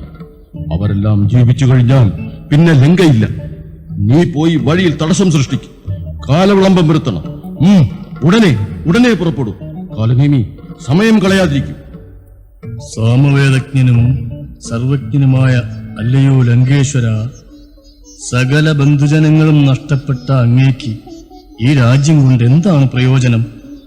ജാനകീദേവിയെ കൊണ്ടും ജഡാത്മകമായ ശരീരം കൊണ്ടും എന്ത് നേട്ടമാണുള്ളത്? അങ്ങ് ആത്മനിയന്ത്രണത്തോടെ കാട്ടിലെങ്ങാനും പോയി തപസ് ചെയ്യും. ബോധസ്വരൂപിയായ ഒരു ഗുരുവിനെ ലഭിച്ചാൽ ഉണർത്തപ്പെടുന്നവനായി, ഇന്ദ്രിയ നിവൃത്തി വന്നവനായി, ആത്മാവിനെ ശരിക്കും കാണാൻ കഴിയുന്നവനായി തീരും. നിർത്തു നിന്റെ ഉപദേശം. നിന്നെ അരിഞ്ഞു വീഴ്ത്തിയിട്ട് വേറെ കാര്യം. ലങ്കേശ്വര, ഞാൻ അങ്ങയുടെ ശാസനം അനുഷ്ഠിക്കുവാൻ ഇതാ തിരിച്ചു കഴിഞ്ഞു. അതെന്റെ സൽഗതിക്കാണെന്ന് ധരിച്ചാലും. മഹർഷിവേഷം ധരിച്ച് കാലനേമി ഹിമാദ്രി പാർശ്വത്തിൽ പോയിരുന്നു. വഴിയിൽ ഒരു ആശ്രമം കണ്ട് ഹനുമാനും അല്പനേരം ചിന്തിച്ചു. എന്നിട്ട് താപസനെ കണ്ട് വന്ദിച്ച് ദാഹവും തീർത്ത് പോകാമെന്ന് ഉറച്ച് താപസവേഷം ധരിച്ചിരിക്കുന്ന കാലനേമിയെ ഹനുമാൻ സ്വയം പരിചയപ്പെടുത്തി വന്ദിച്ച ശേഷം കുടിക്കാൻ ജലം ചോദിച്ചു. താപസൻ കമണ്ഡലുവിലുണ്ടായിരുന്ന ജലം കൊടുത്തു. അത് മതിയാകാതെ വീണ്ടും വെള്ളം ചോദിച്ചപ്പോൾ ഒരു വടുവിനെ കൂട്ടി ജലാശയം കാണിച്ചു കൊടുക്കാൻ അയച്ചു.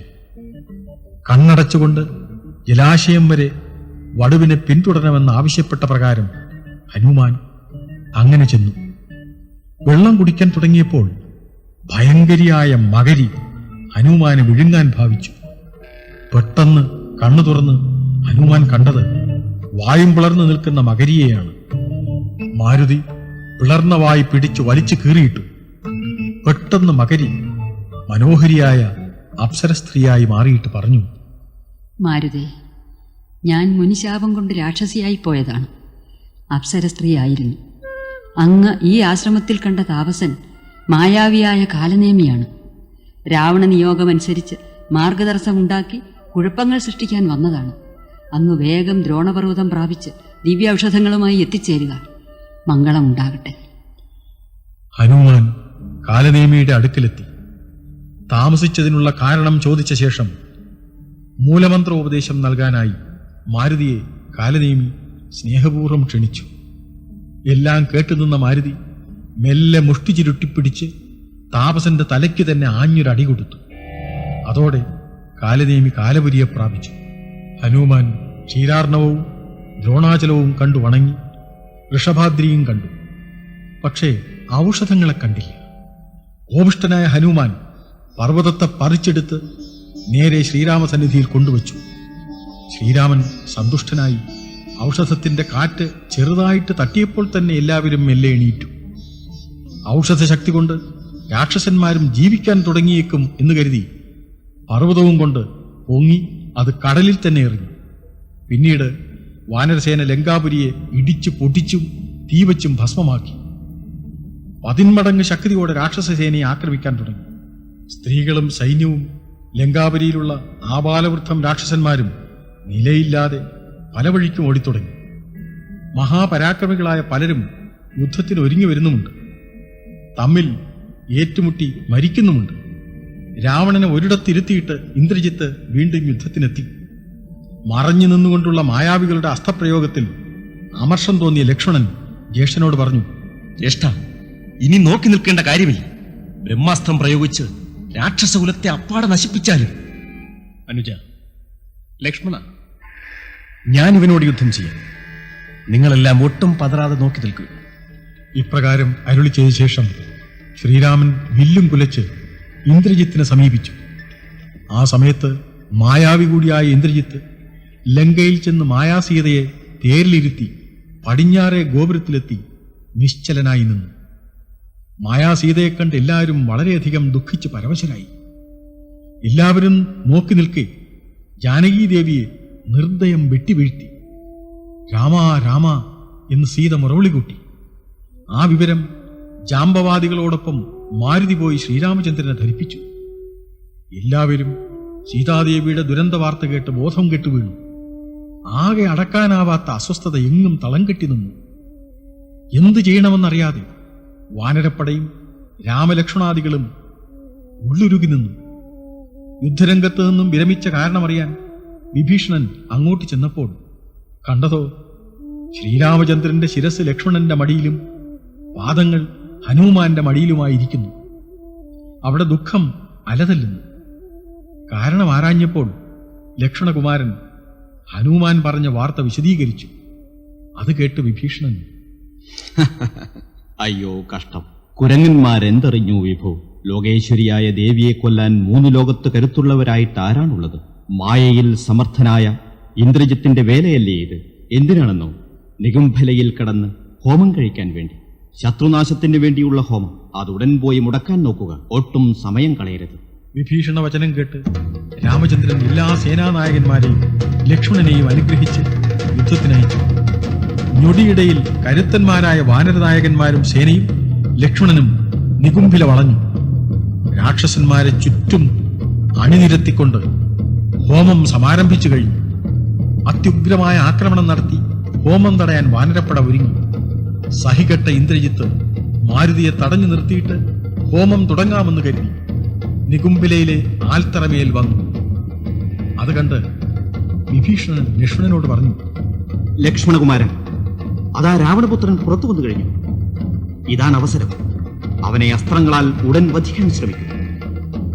ലക്ഷ്മണ സമീപം നിൽക്കുന്ന വിഭീഷണനെ കണ്ട് ഇന്ദ്രജിത്ത് വംശദ്രോഹിയാണെന്നും മറ്റും വിളിച്ചാക്ഷേപിച്ചു. എന്നിട്ട് അസ്ത്രപ്രയോഗത്തിലൂടെ അത്ഭുത പരാക്രമം കാണിക്കാൻ തുടങ്ങി. എല്ലാവർക്കും തക്കതായ പരിക്കുകൾ പറ്റിയെങ്കിലും അതൊന്നും വകവയ്ക്കാതെ ലക്ഷ്മണൻ തടുക്കാനാവാത്ത വിധം ബാണവർഷം നടത്തി രഥവും കുതിരകളും സാരഥിയും ഒടുവിൽ ഇന്ദ്രജിത്തിന്റെ വില്ലും മുറിച്ചെറിഞ്ഞു.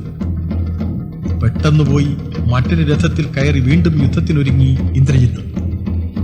ദേവന്മാർ പോലും ലക്ഷ്മണകുമാരന്റെയും ഇന്ദ്രജിത്തിന്റെയും യുദ്ധവൈദഗ്ധ്യം കണ്ട് വാഴ്ത്തി.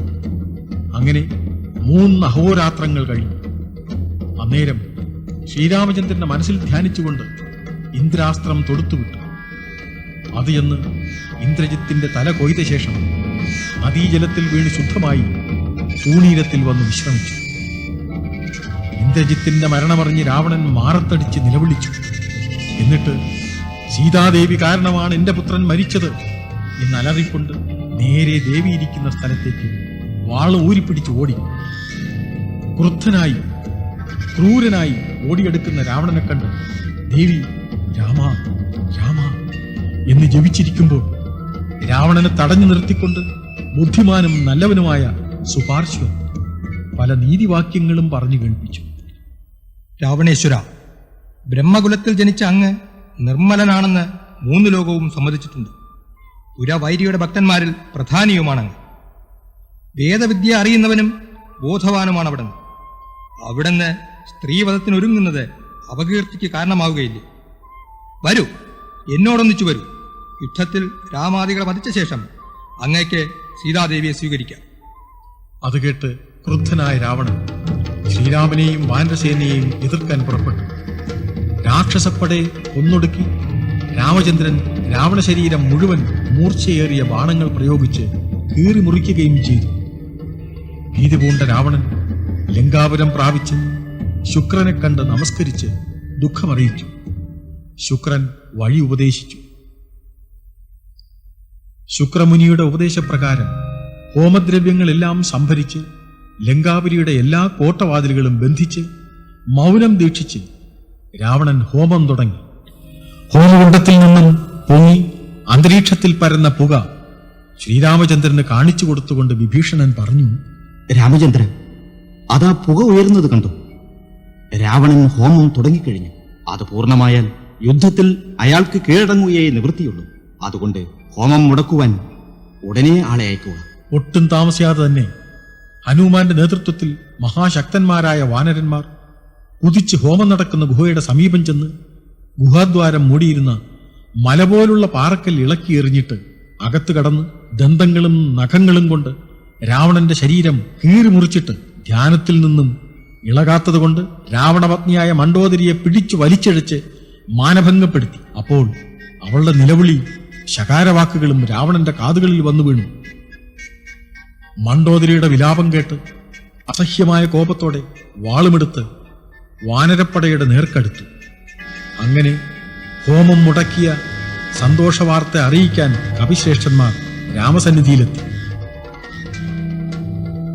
കവികൾ അകന്നു കഴിഞ്ഞപ്പോൾ മണ്ഡോദരിയുടെ അഭിപ്രായത്തോട് യോജിച്ച് രാവണൻ പറഞ്ഞു: നാഥേ ധരിക്ക ദൈവാധീനമൊക്കെയും ജാതനായാൽ മരിക്കുന്നതിൻ മുന്നമേ കൽപ്പിച്ചതെല്ലാം അനുഭവിച്ചിടേണം. ഇപ്പോൾ അനുഭവം ഇത്തരം മാമകം നശ്വരമായ ശരീരാദികളിലെ വിശ്വാസവും പുനരജ്ഞാന സംഭവം. ഞാനിനി ശ്രീരാമലക്ഷ്മണന്മാരെയും വാനരന്മാരെയും കൊന്നുവന്നിടുവൻ. വൈദേഹിയെ കൊടുത്തിടുക രാമന് സോദരനായിക്കൊണ്ടു രാജ്യവും നൽകുക. രാമൻ കരുണാകരൻ പുനരെത്രയും നാമിനി കാനനം വാഴുക തപസ്സിനായി. അത് സാധ്യമല്ല. എല്ലാം നശിച്ച ഞാൻ ജീവിക്കുന്നത് ഭംഗിയല്ല മണ്ഡോദരി. രാഘവനോട് യുദ്ധം ചെയ്യും. അങ്ങനെ വൈകുണ്ഠലോക സൗഖ്യം അനുഭവിക്കും.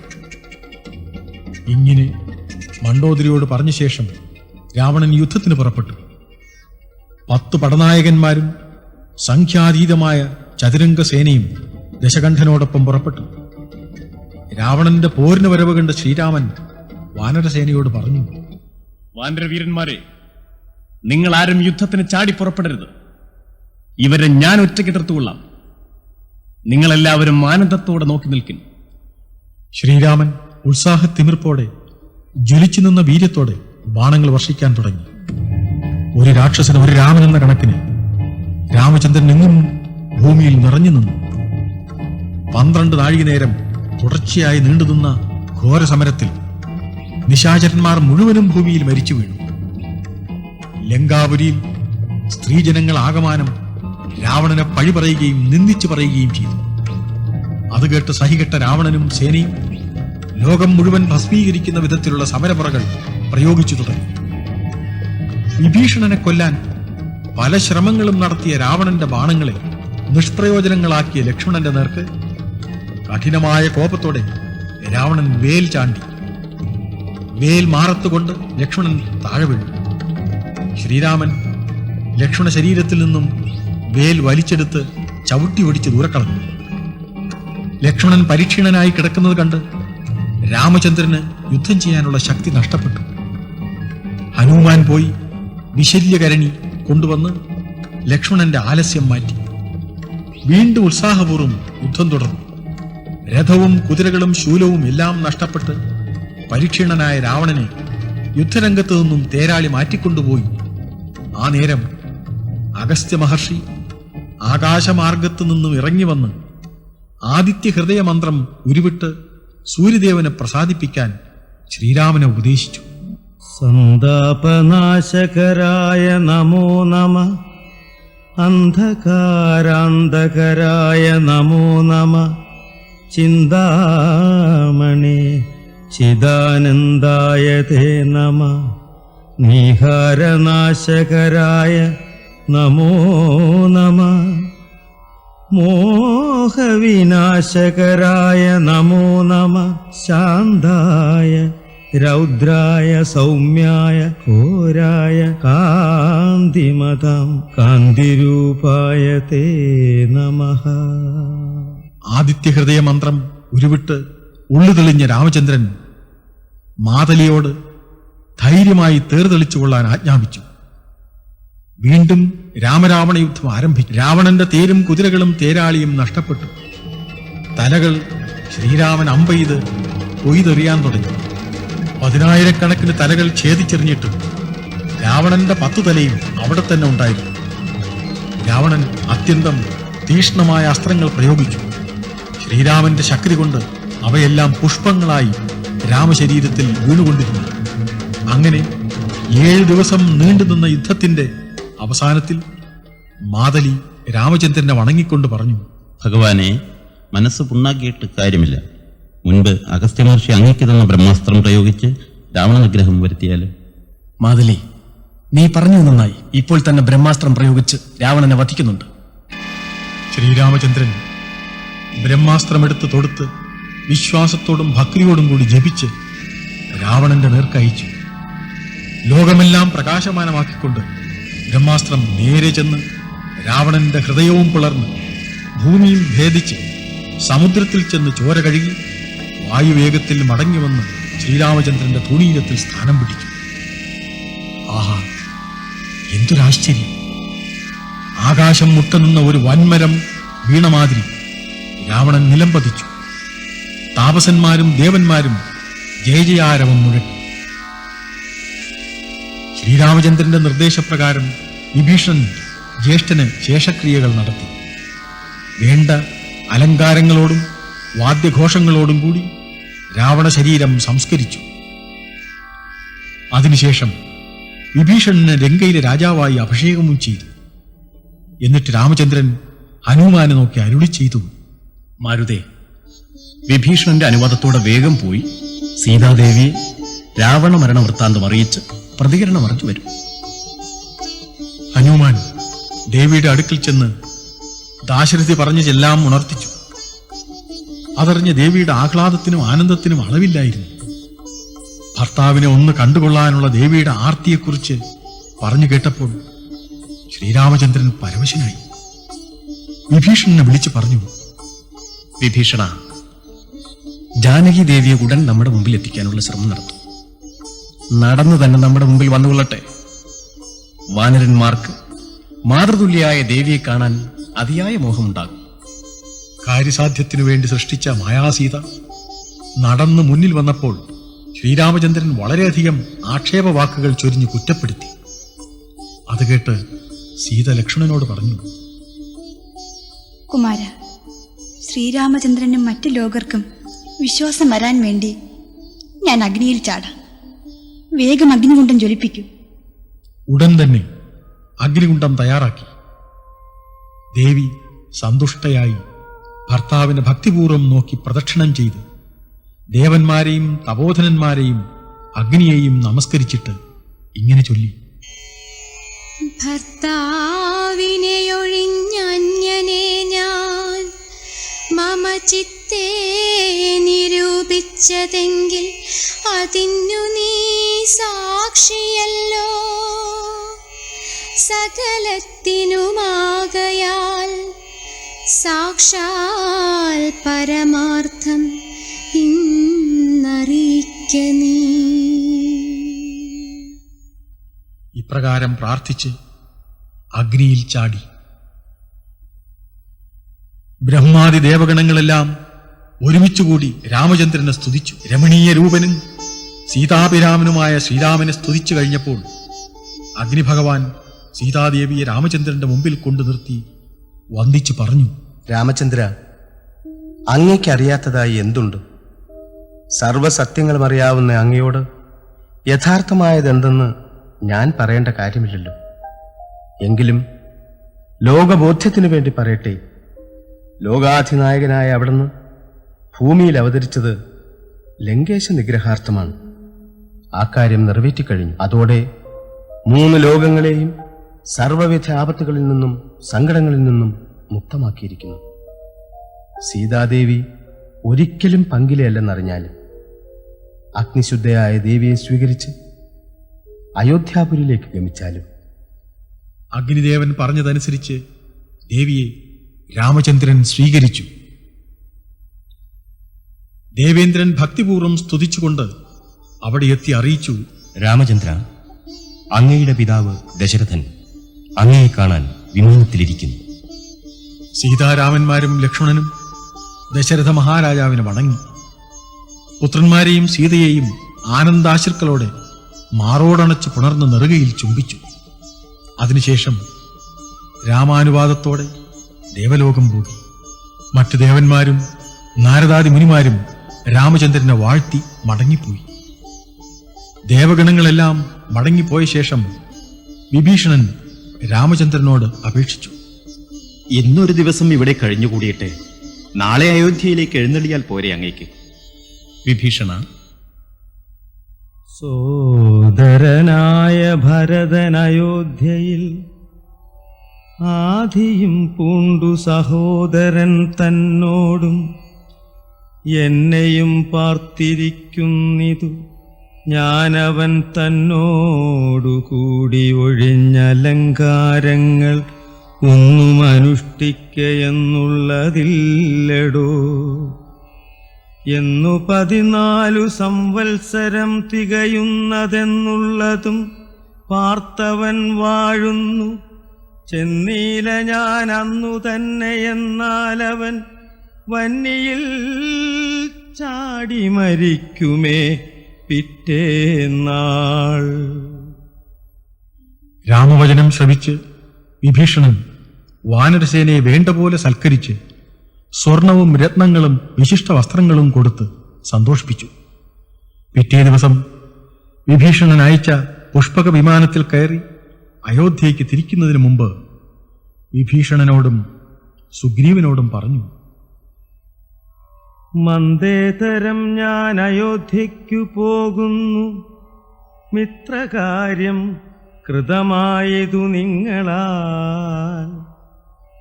ശത്രുഭയമിനി നിങ്ങൾക്കകപ്പെടാ.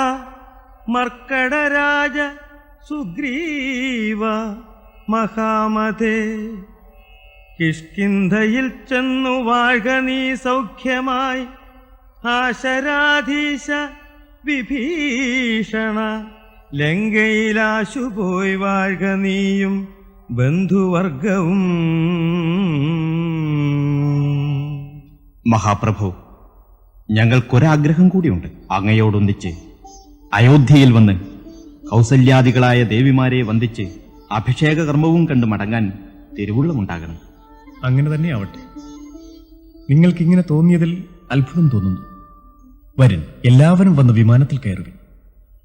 എല്ലാവരും പുഷ്പകത്തിൽ കയറി അയോധ്യയിലേക്ക് പുറപ്പെട്ടു. വിമാനത്തിൽ ഇരുന്നു കൊണ്ട് അതിഭയങ്കരമായ യുദ്ധം നടന്ന സ്ഥലങ്ങളെല്ലാം രാമചന്ദ്രൻ സീതാദേവിക്ക് കാണിച്ചു കൊടുത്തു. അങ്ങനെ ഓരോ സ്ഥലവും കണ്ട് സുഗ്രീവപുരിയായ കിഷ്കിന്ധയിലെത്തി. അപ്പോൾ സീതാദേവി പറഞ്ഞു, പ്രഭു, താര തുടങ്ങിയ വാനര സുന്ദരിമാരെ കണ്ട് അവരെയും കൂട്ടി അയോധ്യയിൽ പോകണമെന്നാണ് എൻ്റെ ആശ. അയോധ്യാവാസികൾക്ക് ആഹ്ലാദം ജനിപ്പിക്കുന്ന കാര്യമായിരിക്കും അത്. എന്നെപ്പോലെ ഭർത്തൃവിയോഗ ദുഃഖം അനുഭവിച്ചവൾ മറ്റാരാണുള്ളത്? കുറേ നാളുകളായിട്ട് അവരും ഭർത്തൃവിരഹം അനുഭവിക്കുന്നവരല്ലേ. സീതാദേവിയുടെ ആഗ്രഹപ്രകാരം വാനര സ്ത്രീകളെയും വിമാനത്തിൽ കയറ്റി. ഋഷ്യമൂകാചലവും പഞ്ചവടിയും എല്ലാം കണ്ട് ഗംഗാനദിക്കരയിലെ ശൃംഗിവേരവും കണ്ട് അങ്ങനെ ഇരിക്കുമ്പോൾ വിമാനം മെല്ലെ താണ് ഭരദ്വാജ ആശ്രമത്തിലെത്തി. മഹർഷിയുടെ ആഗ്രഹപ്രകാരം അന്ന് അവിടെ കഴിഞ്ഞുകൂടാൻ തീരുമാനിച്ചു. എന്നിട്ട് ഹനുമാനോട് പറഞ്ഞു, മാരുതേ, നീ പോയി ഭരതനെ കണ്ട് എല്ലാ വൃത്താന്തങ്ങളും വിശദമായി അറിഞ്ഞു വരിക. നടന്ന സംഭവങ്ങളെല്ലാം ഒന്നും വിടാതെ ഭരതനെ പറഞ്ഞു കേൾപ്പിക്കുകയും വേണം. പോകുന്ന വഴി ഗുഹനെയും കണ്ട് വിവരം അറിയിക്കണം. മാരുതി മനുഷ്യരൂപം പൂണ്ട് ഗുഹനെ ചെന്ന് കണ്ട് ശ്രീരാമവൃത്താന്തം ധരിപ്പിച്ചു. എന്നിട്ട് പെട്ടെന്ന് നന്ദിഗ്രാമത്തിലെത്തി ഭരതനെ കണ്ട് വന്ദിച്ചു.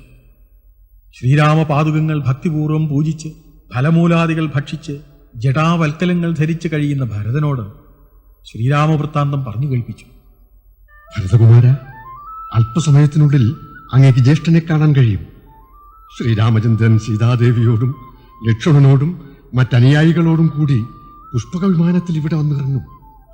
പ്രിയപ്പെട്ട ജ്യേഷ്ഠൻ വനവാസം കഴിഞ്ഞ് മടങ്ങിയെത്തുന്ന വാർത്ത അറിഞ്ഞ ഭരതനും ശത്രുഘ്നനും സന്തോഷ ആധിക്യത്താൽ സ്വയം മറന്നു നിന്നു. സന്തോഷമൂർച്ഛയിൽ നിന്ന് ഉണർന്ന ഭരതകുമാരൻ അയോധ്യാനഗരം മുഴുവൻ അലങ്കരിക്കാനും വാദ്യവിശേഷങ്ങളാൽ മംഗളഗാനങ്ങൾ ആലപിക്കാനും ക്ഷേത്രങ്ങളിൽ പൂജാകർമ്മങ്ങൾ നടത്തിക്കാനും താപസന്മാരെയും ബ്രാഹ്മണരെയും നാട്ടുരാജാക്കന്മാരെയും ആബാലവൃദ്ധം പൗരജനങ്ങളെയും വരുത്തുവാനും ശത്രുഘ്നനോട് ഏർപ്പാട് ചെയ്തു. വളരെ വേഗം ശത്രുഘ്നൻ ജ്യേഷ്ഠന്റെ ആജ്ഞ നിറവേറ്റി. ശ്രീരാമചന്ദ്രനെ ഒരു നോക്ക് കാണുവാൻ പൗരജനാവലി തിങ്ങിക്കൂടി. സകല സൈന്യങ്ങളും വന്നുചേർന്നു. അയോധ്യാരാജ്യം മുഴുവൻ പരമാനന്ദത്തിന്റെ പാരാവാരമായി മാറി. അപ്പോഴേക്കും അതാ ആകാശത്ത് പൂർണ്ണചന്ദ്രപ്രഭയോടുകൂടി പുഷ്പക വിമാനം വരുന്നത് കാണായി. അതിൽ ശ്രീരാമചന്ദ്രനെയും സീതാദേവിയെയും ലക്ഷ്മണകുമാരനെയും മറ്റും കണ്ട് ഭക്തിയോടെ ആബാലവൃദ്ധം ജനങ്ങളും കൈകൂപ്പി ഹർഷാരവം മുഴക്കി. പുഷ്പകം താഴെ വന്നു നിന്നു. ഭരതനും ശത്രുഘ്നനും വിമാനത്തിൽ കയറി ശ്രീരാമചന്ദ്രന് സാഷ്ടാംഗം പ്രണമിച്ചു. അനുജന്മാരെ രാമചന്ദ്രൻ മടിയിലിരുത്തി. വളരെ വർഷങ്ങൾക്ക് ശേഷം കാണുന്ന സഹോദരന്മാരെ സന്തോഷ അശ്രുക്കളോടെ മുറുകെ തഴുകി. കണ്ണുനീർ ധാരധാരയായി ഭരത ശത്രുഘ്നന്മാരുടെ ശിരസിൽ വീണ് ഒഴുകി. ലക്ഷ്മണൻ ഭരതനെയും ശത്രുഘ്നൻ ലക്ഷ്മണനെയും നമസ്കരിച്ചു. പിന്നീട് സീതാദേവിയുടെ പാദത്തിൽ വീണ് നമസ്കരിച്ച് ഭരതനും ശത്രുഘ്നും. സുഗ്രീവനെ പുണർന്നുകൊണ്ട് ഭരതൻ പറഞ്ഞു, 4 സുതന്മാർ ദശരഥ ഭൂപൻ ഇക്കാലമഞ്ചാമനായി ചമഞ്ഞു ഭവാൻ. പഞ്ചമപ്രാതാ ഭവാനിനി ഞങ്ങൾക്ക് കിഞ്ചന സംശയമില്ലെന്നറികടൂ.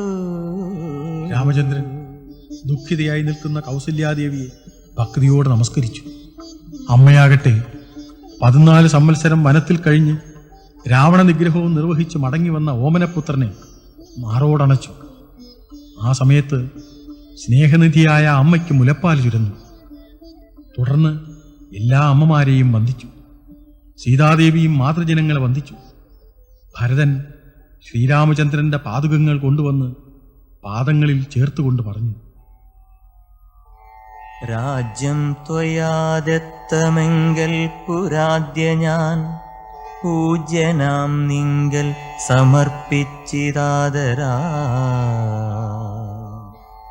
ഇന്നു മജ്ജന്മം സഫലമായി വന്നിതു ധന്യനായേനടിയനിന്ന് നിർണയം. വന്നു മനോരഥമെല്ലാം സഫലമായി വന്നിതു മൽക്കർമ്മ സാഫല്യവും പ്രഭോ. ത്യാജ്യമല്ലൊട്ടും ഭവാനാലിനി തവ രാജ്യവും ഞങ്ങളെയും ഭുവനത്തെയും പാലനം ചെയ്യുക ഭവാനിനി മറ്റേതും ആലംബമില്ല കാരുണ്യവാരിധേ.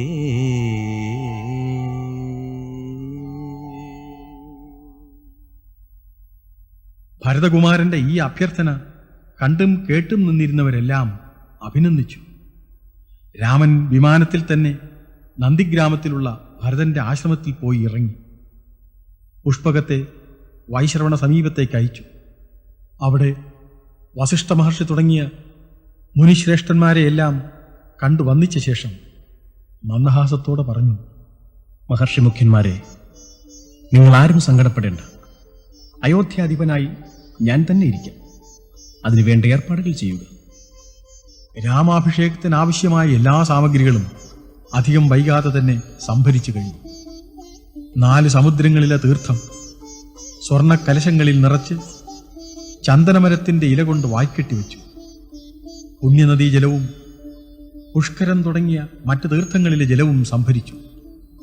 ശത്രുഘ്നനും അമാത്യന്മാരും ചേർന്ന് ശുദ്ധപദാർത്ഥങ്ങളെല്ലാം തയ്യാറാക്കി. ഈ മംഗളമുഹൂർത്തത്തിൽ ദേവാദികളും മുനിമാരുമെല്ലാം ശ്രീരാമചന്ദ്രന്റെ ഭക്തിപൂർവ്വം സ്തുതിച്ചു. ഉമാദേവിയോടൊപ്പം ശ്രീപരമേശ്വരനും ഇങ്ങനെ സ്തുതിച്ചു: രാമായ ശക്തിയുക്തായ നമോ നമഃ. ശ്യാമള കോമള രൂപായ തേ നമഃ. കുണ്ടലിനാഥ തൽപായ നമോ നമഃ. കുണ്ടലമണ്ഡിത ഗണ്ഡായ തേ നമഃ. ശ്രീരാമദേവായ സിംഹാസനസ്ഥായ ഹാരകിരീടധരായ നമോ നമഃ. ആദിമത്യാന്തഹീനായ നമോ നമഃ. വേദസ്വരൂപായ രാമായ തേ നമഃ. ശ്രീപരമേശ്വരനെ തുടർന്ന് ദേവേന്ദ്രനും ആദിത്യ രുദ്ര വസുക്കളും യക്ഷന്മാരും ഗന്ധർവ സംഘവും കിന്നര കിംപുരുഷന്മാരും സിദ്ധ വിദ്യാധര സമൂഹവും ശ്രീരാമചന്ദ്രനെ വാഴ്ത്തി സ്തുതിച്ചു. പിന്നീട് വാനരമുഖ്യന്മാർക്ക് പല വിലപ്പെട്ട സമ്മാനങ്ങളും നൽകി. സ്വർണപർവ്വതമോ 3 ലോകങ്ങളുമോ കൊടുത്താലും വില അടങ്ങാത്ത അതിവിശിഷ്ടമായ ഒരു മാല സീതാദേവിക്കും നൽകി. ആ മാല സീതാദേവി കഴുത്തിൽ നിന്നും ഊരിയെടുത്ത് ഭക്തിയോടെ രാമചന്ദ്രനെ ഒന്ന് കടാക്ഷിച്ചിട്ട് അടുത്തു നിന്നിരുന്ന ഹനുമാനെയും നോക്കി. ആ സമയത്ത് രാമചന്ദ്രൻ: ഇക്കണ്ടവർകളിൽ ഇഷ്ടനാകുന്നതാരുൾക്കമലത്തിൽ നിനക്കു മനോഹരേ നൽകിയിടവന്നു നീ മറ്റാരുമില്ല നിന്നാകൂതഭംഗം വരുത്തുവാനോമലേ. എന്നതു കേട്ടു ചിരിച്ചു വൈദേഹിയും മന്ദം വിളിച്ചു ഹനുമാനു നൽകിനാൾ. സീതാദേവി നൽകിയ ഹാരമണിഞ്ഞ് കൈകൾ കൂപ്പി വണങ്ങി നിൽക്കുന്ന ഹനുമാനോട് ആവശ്യമുള്ള വരം ചോദിച്ചുകൊള്ളാൻ രാമചന്ദ്രൻ അരുളി ചെയ്തു. അത് കേട്ട് മാരുതി: സ്വാമിൻ പ്രഭോ, നിന്തിരുവടി തന്നുട നാമവും ചാരുചരിത്രവുമുള്ള നാൾ ഭൂമിയിൽ വാഴ്വാൻ അനുഗ്രഹിച്ചിടണം. രാമനാമം കേട്ടുകൊള്ളുവാൻ അനാരതം. എന്നാൽ കേൾക്കൂ.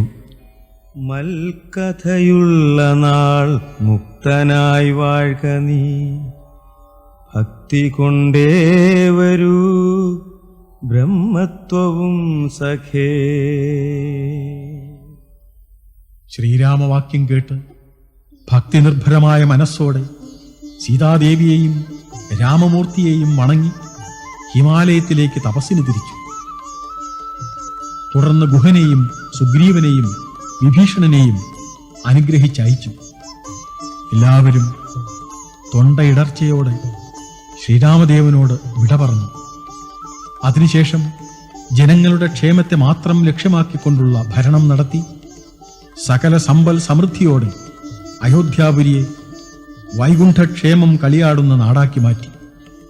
ഈ പുണ്യമഹാഗ്രന്ഥ പാരായണം കൊണ്ടുള്ള ഫലമെന്താണെന്ന് കൂടി അറിഞ്ഞുകൊള്ളുക.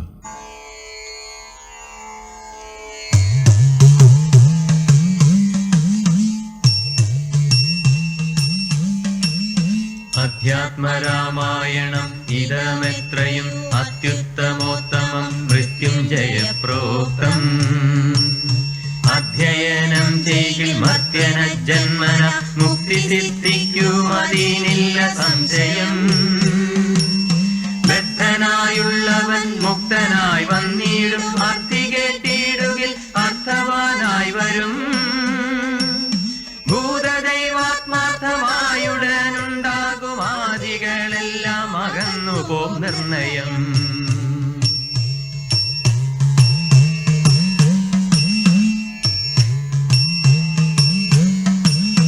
അധ്യാത്മരാമായണം പരമേശ്വരൻ അദ്രിസുതയ്ക്കുപദേശിച്ചിതാദരാ.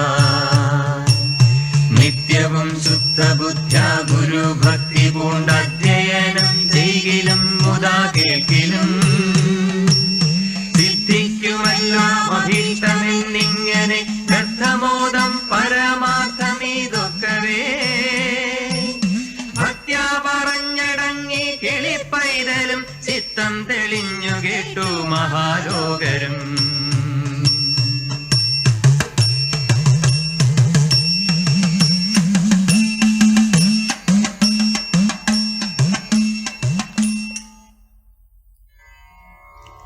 ശ്രീരാമ രാമ ജയ ശ്രീരാമ രാമ, ശ്രീരാമ രാമ ജയ ശ്രീരാമ രാമ, ശ്രീരാമ രാമ ജയ ശ്രീരാമ രാമ, ശ്രീരാമ രാമ ജയ ശ്രീരാമ രാമ, ശ്രീരാമ രാമ ജയ സീതാഭിരാമ, ശ്രീരാമ രാമ ജയ സീതാഭിരാമ, ശ്രീരാമ രാമ ജയ സീതാഭിരാമ, ശ്രീരാമ രാമ ജയ സീതാഭിരാമ.